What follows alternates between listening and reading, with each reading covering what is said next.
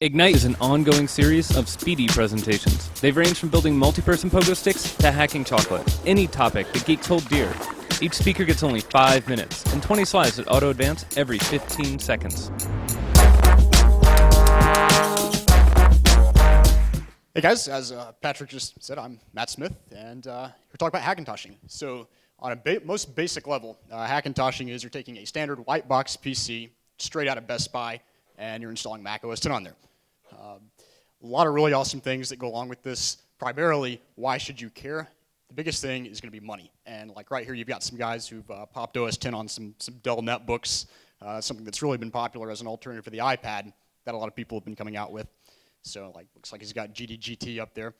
So it's really the best of both worlds. So, great. I'm up here talking to you. Why should you care? Well, first of all, it's insanely great. And it's really cool, and it's really fun. It's amazing. It's outstanding.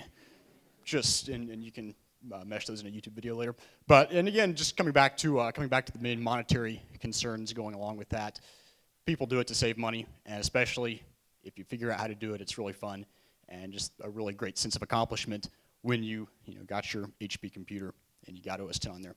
So how do you get started? Just like any average, normal guy walking in off the street, how are you going to start Hackintoshing? So the easiest way to do it, and there's a lot of different ways that you can approach this, but you're going to download an ISO image.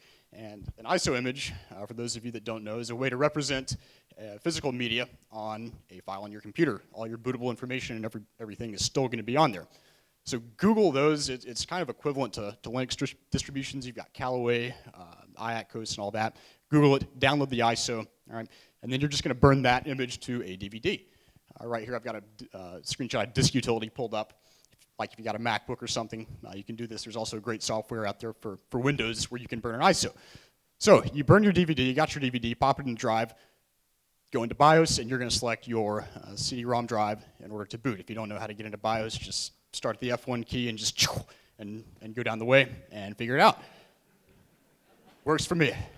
So that's going to take you to the Darwin bootloader, all right? And that's what you see, what you don't see when you're booting a Mac. You're going to type -V, you're going to command line right there, and that's going to take you into verbose mode, which is essentially a play-by-play description of everything that goes on when your computer is booting. Right here we got some stuff going on with USB, jettisoning kernel leaker, and awesome stuff like that. This is also great for troubleshooting because if it stops and then you don't know what's going on, you can just Google the last term. So hopefully, if everything goes great, you're gonna load into the OS X GUI right here, and you're gonna go up the top, utilities, disk utility, and you're gonna make a partition off of your hard drive. I like to call it Macintosh HD. That's what they are on real Macs. Makes me feel better. And then you're going to go to install Mac OS X.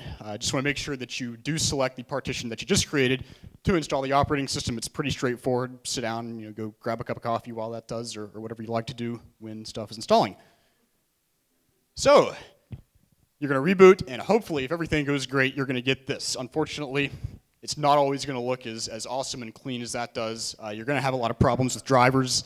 You're going to have a lot of problems with networking. You're going to have a lot of problems with sound. You're going to have a lot of problems. So, drivers in OS X handled by kernel extensions, right? If you've already got a kernel extension that is supported by a particular piece of hardware you have, go into that file path. I will put this on SlideShare later. Go in, figure out what device IDs are on your hardware, pop it in there. There's also some great graphical user interface tools right here. You can install Kex right from the GUI. One thing I love is set native boot resolution to a certain value. So when your Apple's booting up, before you're in the operating system, you can actually set a resolution so your Apple's not all stretched out. So what happens when something screws up? Like that's never going to happen. You can get a kernel panic right here. Easiest way to describe it, fatal error. First thing you want to do, reboot and try again. Cross your fingers, hope it works. You can do -S instead of -V in there, right? And that's going to take you to a command line. Delete your recent kext, RMRF. Just don't put a backslash after it. This is what a kernel panic looks like in verbose mode. Again, great for troubleshooting. If like you see something happen and then that pops up, that's not good. Google it. Resources, Google, outstanding. If you have any problem, Google it. You're going to figure it out. Also, the guys over at InsanelyMac.com, they've got a great forum system set up. If you have a question, there's about 30 different people with 50 different answers. So thanks, guys. I will post these slides on SlideShare. Matt's Tech. Follow me on Twitter. Thank you.